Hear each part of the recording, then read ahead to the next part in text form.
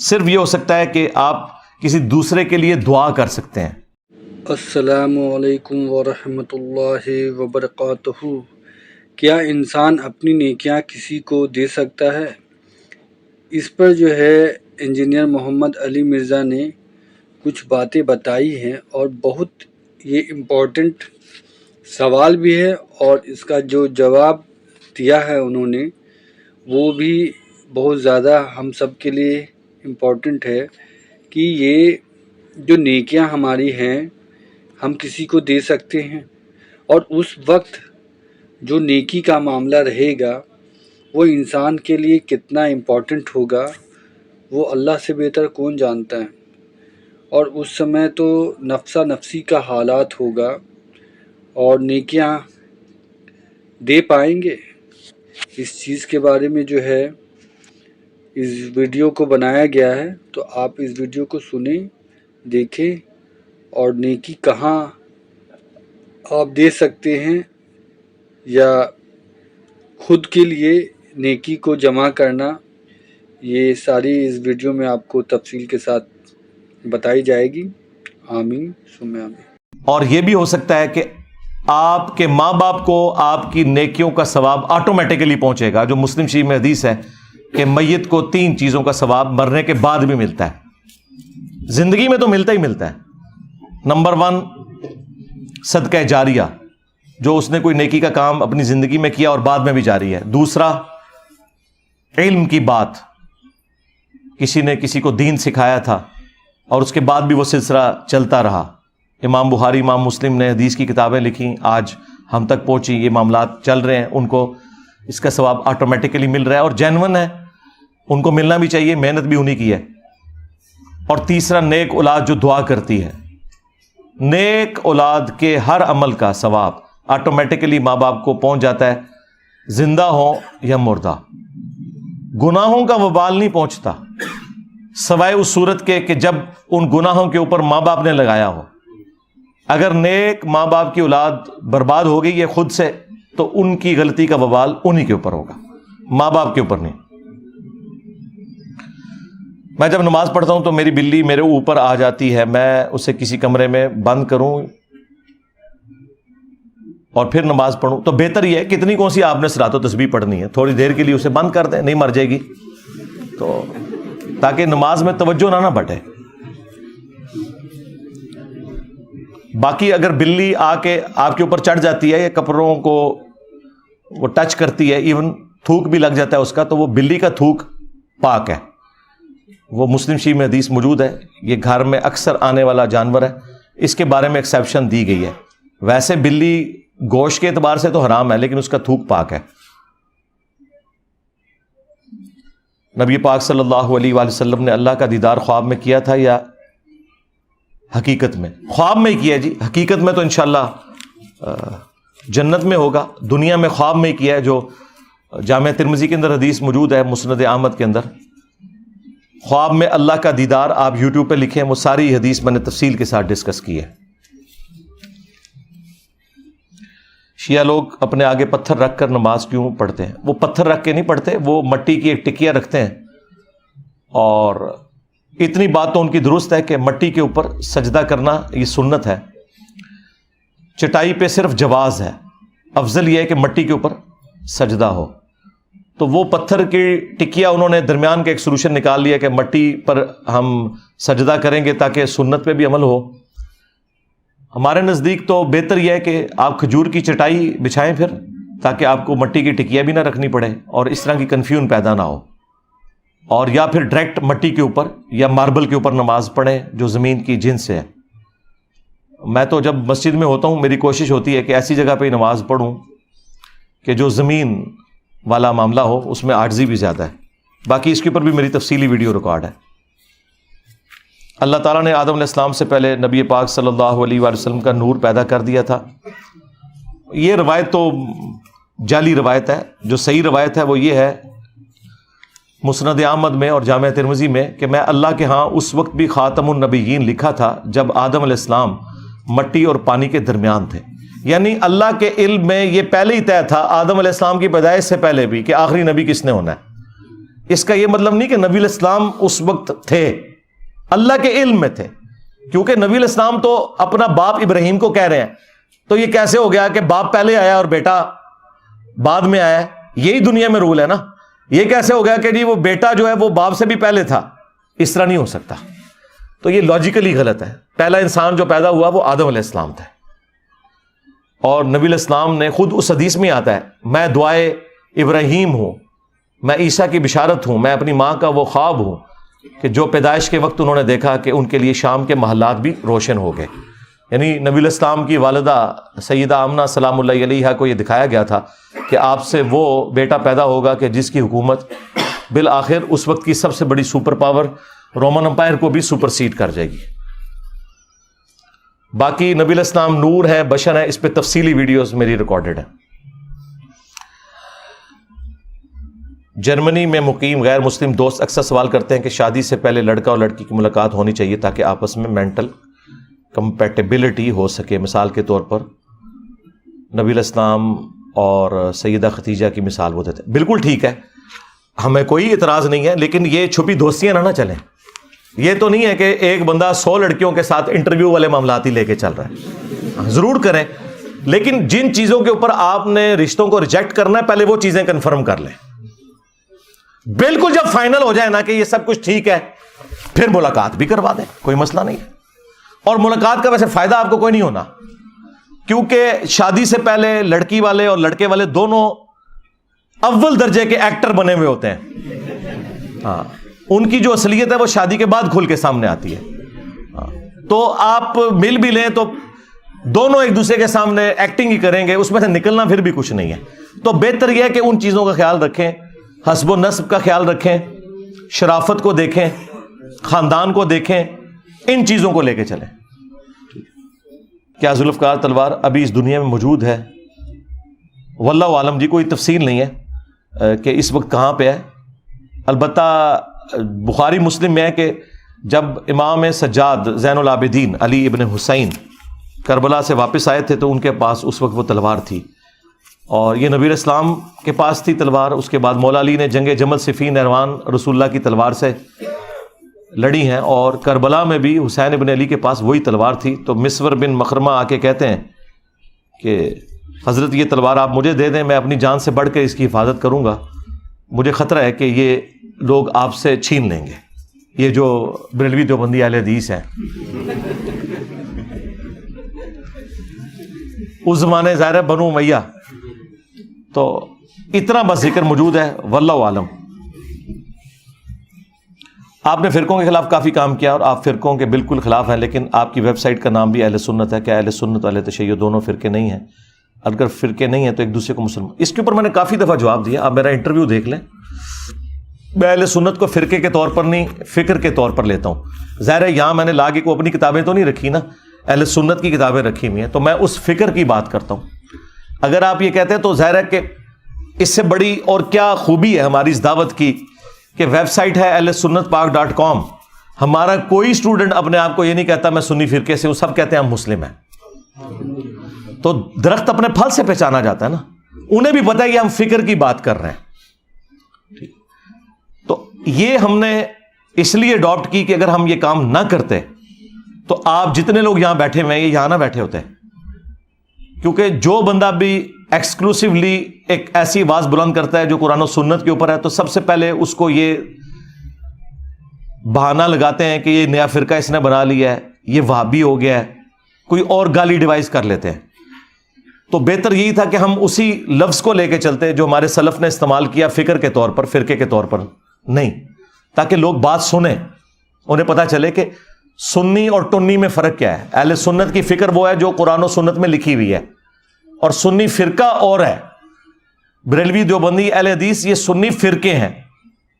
اہل سنت کی فکر کو انہوں نے استعمال کیا، لیکن اپنے بزرگوں کی تعلیمات بھی بیچ میں داخل کرتے ہیں. تو اس اعتبار سے بات ہوئی ہے. باقی تو ظاہر ہے ہم اپنے آپ کو مسلم ہی کہتے ہیں الحمدللہ. اور جنہیں آپ سنی کہہ رہے ہیں نا وہ اپنے آپ کو بریلوی دیوبندی اور وہابی کہتے ہیں، اور بریکٹ میں انہوں نے اہل سنت لکھا ہوتا ہے. کٹ والی پگڑی پہننا سنت ہے، اس کا حوالہ عنایت فرمائے. جہاں پہ گول پگڑی سنت لکھی ہوئی ہے نا، اسی کے نچلے والے صفحے کے اوپر یہ کٹ والی پگڑی کا بھی ذکر ہے، اور ٹائم قیامت تک ہے۔ یہ کوئی تفصیل اس طرح کی نہیں آئی ہے، صرف پگڑی باندھنے کا ذکر ہے۔ کٹ والی باندھ لیں، گول باندھ لیں، اور اس میں کوئی فرقہ واریت بھی نہیں ہے۔ طارق جمیل صاحب گول بھی باندھتے ہیں، کٹ والی بھی باندھتے ہیں، باپا جانی کٹ والی باندھتے ہیں، ٹھیک ہے۔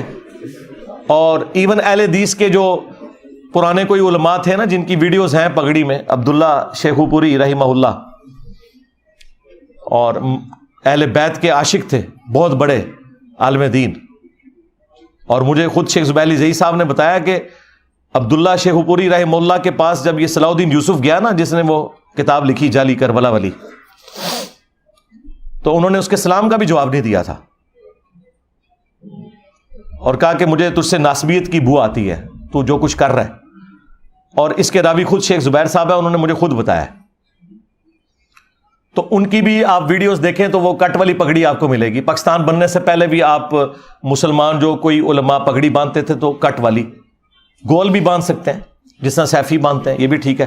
کٹ والی پگڑی کا فائدہ یہ ہوتا ہے کہ جب آپ نماز پڑھتے ہیں نا، تو اس سجدہ کرنے میں نا یہ آپ کو آسانی رہتی ہے، ماتھا آپ کا جم جاتا ہے۔ گول والی وہ اتنی زیادہ ادھر سے اوپر جاتی ہے کہ وہ پھر آپ کو پگڑی تھوڑا پیچھے کر کے سجدہ کرنا پڑتا ہے۔ باقی اس کا اس سے کوئی تعلق نہیں ہے۔ اگر سکھ کٹ والی پگڑی باندھتے ہیں تو سکھوں نے تو داڑھی بھی رکھی ہوئی ہے، لیکن فرق ہے، سکھ جو پگڑی باندھتے ہیں بغیر شملے کی ہوتی ہے، اور یہاں پہ ہم شملہ استعمال کرتے ہیں۔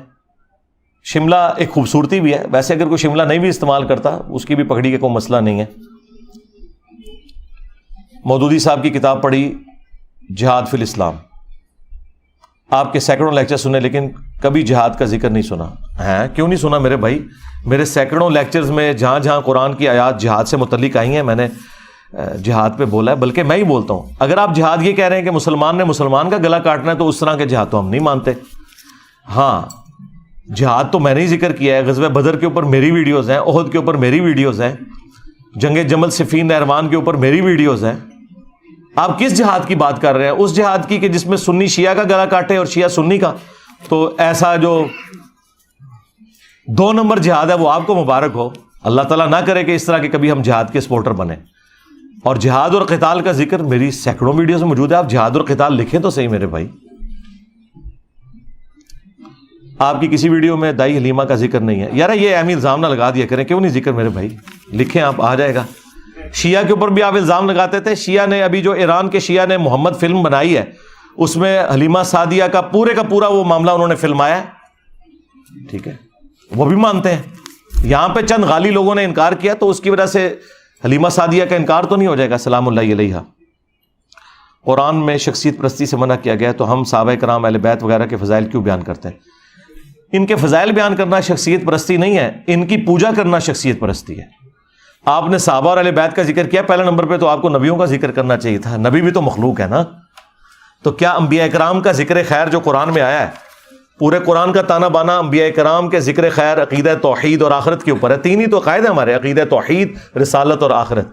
تو انبیاء کرام کو رول ماڈل بنا کے پیش کیا گیا کہ آپ نے ان کی طرح، یہ صراط الذین انعمت علیہم ہے، من النبیین والصدیقین والشہداء والصالحین، اس لیے نہیں کہ ان شخصیت کی بنیاد پہ فرقے کھڑے کر دیے جائیں۔ یہ بالکل آپ صحیح کہہ رہے ہیں، ان کے نام پہ فرقے نہیں کھڑے کرنے چاہیے، اور اس میں ان کا کوئی قصور نہیں ہے۔ یہ بھی بات نہیں کرنی چاہیے کہ ان کی وجہ سے ہو گیا، ورنہ کیا کرسچینٹی حضرت عیسیٰ علیہ السلام کے کھاتے میں آپ ڈالیں گے؟ نہیں، وہ تو وجیہا فی الدنیا والآخرہ ومن المقربین ہے۔ شرک کرسچنز نے ان کے نام پہ کھڑا کیا ہے۔ عیسیٰ ابن مریم کی محبت ہمارے ایمان کا حصہ ہے۔ آج اگر مولا علی علیہ السلام کی محبت میں کوئی غلو کر کے انہیں خدا کا درجہ دیتا ہے تو مولا علی کا تو اس میں کوئی قصور نہیں ہے، ان کی محبت تو ہمارے ایمان کا حصہ ہے۔ مسلم میں جو گھوڑوں کے دموں والی حدیث ہے وہ 2 علیحدہ علیحدہ ہے۔ جی میرے بھائی، یہ پرانی باتیں، پرانے بہانے ہو گیا آپ کے، آپ میری اس کے اوپر ویڈیو دیکھ لیں، گھوڑوں کے دموں والی حدیث دونوں علیحدہ علیحدہ نہیں ہے، 4 حدیثیں کٹی ہیں اور ان کے اوپر باب ہے اکٹھا کہ سلام پھیرتے وقت ہاتھ اٹھانے کی ممانعت۔ وہ 4 حدیثیں ایک چیپٹر میں اکٹھی ہیں اور اس کے اوپر باب دیکھ لیں۔ یہی حدیث امام ابو داؤد اور امام نسائی نے بھی لی ہے، اس کے اوپر چیپٹر باندھا ہے سلام پھیرتے وقت، اور اس سے بڑھ کر امام بخاری نے تو بددعائیں دی ہیں ان لوگوں کو۔ کہ جو لوگ اس حدیث کو رفع الیدین پہ لگاتے ہیں، جز رفع الیدین میں انہوں نے کہا اللہ کے عذاب سے ڈر جاؤ، تم لوگ رسول اللہ کی سنت کے ساتھ یہ کر رہے ہو۔ اور آخری بات، اگر یہ گھوڑوں کے دموں والی حدیث آپ رفع الیدین پہ لگا رہے ہیں تو پہلا رفع الیدین اس میں کیوں نہیں آتا؟ وہ کہتے ہیں نہیں وہ سٹارٹ والا ہے، چلو ٹھیک ہے مان لیا۔ وطروں والا تو درمیان میں ہے تمہارا حنفیوں کا، دیوبند اور بریلوی کا، وہ اس میں آتا ہے۔ اور عید کا ہائے اج تے تسی بھی رفع الیدین کرو گے۔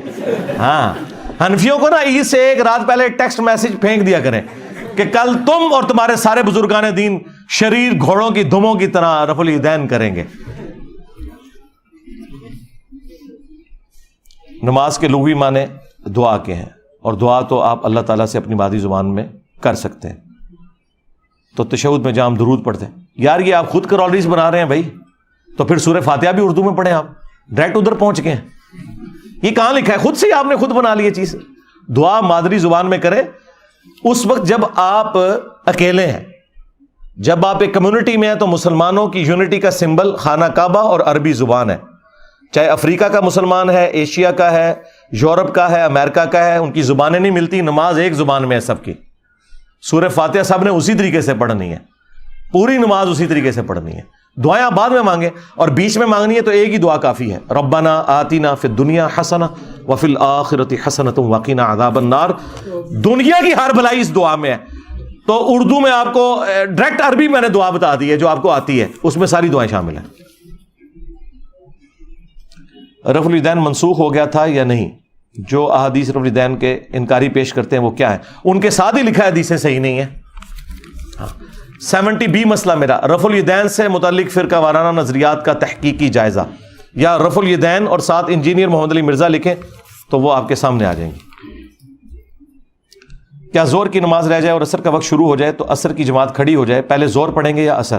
بہتر تو یہ پہلے زور پڑھ لیں امام کے ساتھ، اور بعد میں کسی کی منت ماریں اور اسے کہیں یار جماعت کروا لیتے ہیں، تمہیں نفل کا ثواب مل جائے گا اور مجھے فرضوں کا۔ اور اس سے بھی بہتر طریقہ یہ ہے کہ اگر ایک مسجد میں 5 بجے عصر ہو رہی ہے، وہاں آپ زور کی نماز پڑھ لیں، 5:15 والی میں عصر والے کے پیچھے عصر پڑھ لیں، آپ کو جماعت کا بھی ثواب مل جائے گا اور نمازیں جمع بھی ہو جائیں گی۔ میرا فاسٹ فوڈ کا کام ہے، ہم جو دہی کی چٹنی بناتے ہیں اس میں پانی ڈالتے ہیں، کیا یہ ملاوٹ ہوگی؟ آپ دودھ میں بھی پانی ملائیں تو کوئی ملاوٹ نہیں ہے، صرف آپ بتا دیا کریں کہ اس میں پانی ملا ہوا ہے۔ ہاں کلیئر کٹ بتائیں بھئی، آج کے دور میں خالص دودھ 150 روپے کلو نہیں مل سکتا۔ آپ نے اپنی بھی بھینس پالی ہو نا تو آپ ذرا خرچہ نکالیں تو آپ کو اندازہ ہوگا کہ سستا نہیں پڑتا خالص دودھ۔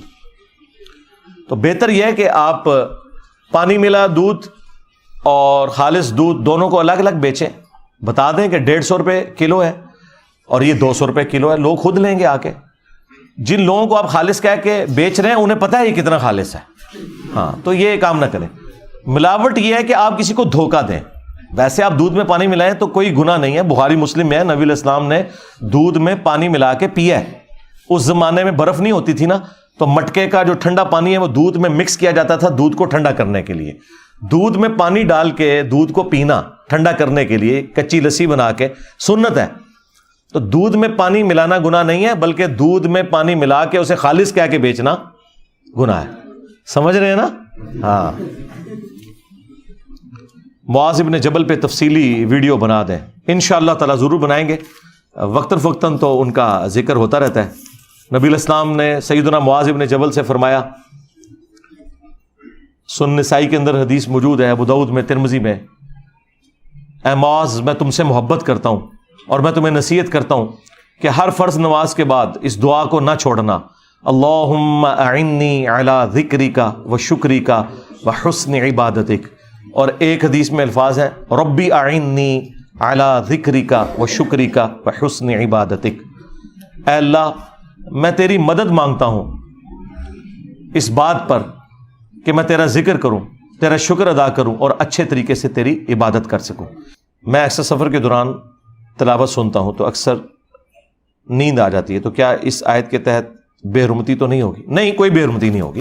اس طریقے سے کام کاج کے دوران آپ نے تلاوت لگائی، لوگ کہہ رہے ہیں جی وہ باتیں بھی کر رہے ہیں اور تلاوت بھی چل رہی ہے، اور بھائی کوئی اس طرح کا گناہ نہیں ہے۔ اس کی بجائے اب آپ گانے لگائیں گے، کوئی ایک آیت بھی کان میں پڑ جائے کافی ہے، بے حرمتی تب ہے جب آپ کہیں پر صرف بیٹھے ہی قرآن کی مجلس کے لیے اور وہاں آپ باتیں شروع کر دیں، جس طرح یہاں پہ ہیں. یہاں آپ کو میری طرف اٹینٹو ہو کے بیٹھنا ہے، کیونکہ آپ آئے صرف اس کام کے لیے. مسجد میں کوئی شخص یا گھر میں صرف اس کام کے لیے بیٹھے کہ وہ تلاوت سنے، پھر تو اسے کنسنٹریشن سے سننی ہے. لیکن اس نے پیرلل میں ساتھ لگائی ہے کہ چلو 2-4 باتیں میری کان میں پڑیں گی، پھر وہ والا اس کے اوپر کوئی حکم نہیں لگتا. نہ یہ ہے کہ اس نے وہ تلاوت بند کر کے تو ٹوائلٹ جانا ہے.